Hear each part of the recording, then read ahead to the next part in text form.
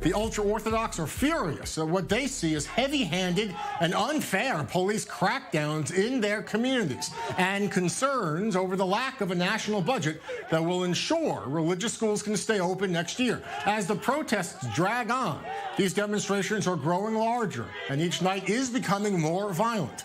We're going to zoom into this issue further with our guests. Joining me now is Tzipi Yarom. She is a journalist within the ultra-Orthodox community, as well as I-24 News diplomatic correspondent, Ellie Hochenberg. Thank you both for being with me. Tzipi, I want to start with you and ask simply, what is behind, what's the main reasons behind the growing anger and outrage even within the Haredi community? I have to point out that this is not the usual typical Haredi protest that you might see regularly, if I may.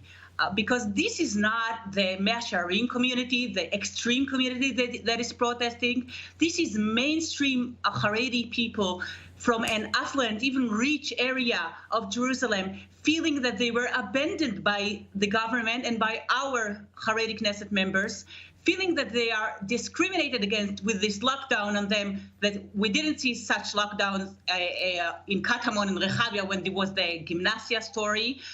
They are feeling that they are treated unfairly, and this is why this anger is going up and up. Nobody is listening to them, and by nobody I'm referring to our Knesset members. These are people who voted for those Knesset members, and they are not getting any answer. I want to ask, is there understanding, though, of the need for certain neighborhoods within the ultra-Orthodox community to be under restriction, under lockdown, because the cases are skyrocketing? Is there understanding of that, but just a desire that other areas of Jerusalem or Renana or other secular middle-class, upper-middle-class cities also join in the lockdown? Or do you not agree that even any parts of ultra-Orthodox towns should be locked down too? I don't think lockdown should go by who lives there. And this is the point. The feeling was that once it wasn't Haredi people, we could consume it. Once it's Haredi people, now we can consume it. And as you said, the police is very heavy-handed on the community. There are numerous footages of police violence, of police unjustified violence, I have to say, against people unwearing masks or not wearing them properly, while you see that they didn't treat the same way other people who are not Haredi. The feeling within the community is that there is an unfair treatment, and this is why they are rioting. And I have to say, I didn't want to see this violence, but they are expressing some anger. I think they could protest without having this violence. They are still expressing some real anger, real feeling of unfair treatment. Okay. I want to bring into this conversation Ellie. Ellie, for more than a decade, the ultra-Orthodox parties have been strong, loyal allies of Prime Minister Netanyahu, a key part of his government coalitions. Could that change? Well, absolutely, Jeff, because it's actually fascinating to take a look at how the political pendulum shifted in Israel in the past decade or so through the perspective of the ultra-Orthodox parties. We need to bear in mind that for many years, since the establishment of the State of Israel, essentially, the ultra-Orthodox political representatives did not align themselves neither with the left nor with the right. They simply don't care much, if at all, about the political or diplomatic issues, sovereignty, annexation, etc. They are all about social interest, social agenda, and in this respect, we've seen a vast cooperation, for example, with the Arab parties, again, throughout the years on social issues. But something have changed since Benjamin Netanyahu took power. He made sure, slowly but surely, that he is he's facilitating this and safeguarding later on in the days, safeguarding this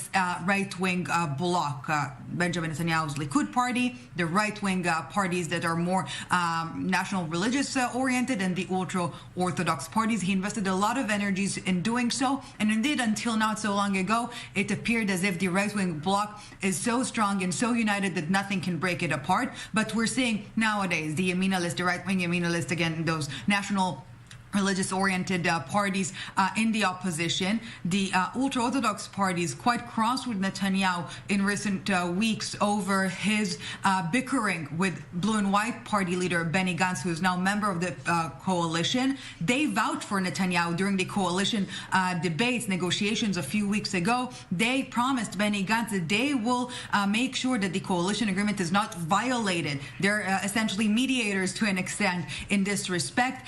So the prospects of the right-wing bloc to last forever are not high at all. And again, traditionally, historically speaking, this is not the natural essence, if you will, of the ultra-Orthodox parties at all. Tzipi, I see you nodding along there. I want to note, as you mentioned, a lot of these protests in Jerusalem every night, it's young men, students, teenagers. There's a lot of concern over the lack of a budget and the lack of a guarantee, really, that religious studies can continue unless a budget is passed. Could the ultra-Orthodox find a new political home if it comes to it? Absolutely, and I agree with Ellie with every word she said. But I think now it's not even the concern. If you talk about young students, the concern is about the fact that they don't even have a place to be now because of coronavirus restrictions, the fact that not all of the yeshivas could have capsules and have them there. And in a way, you're seeing the results on the streets with those bored boys who are probably those who are causing the violence and not the older participants of the protests. Why do you think they're getting bigger every night here, Tzipi? They're growing in size. It touched a nerve.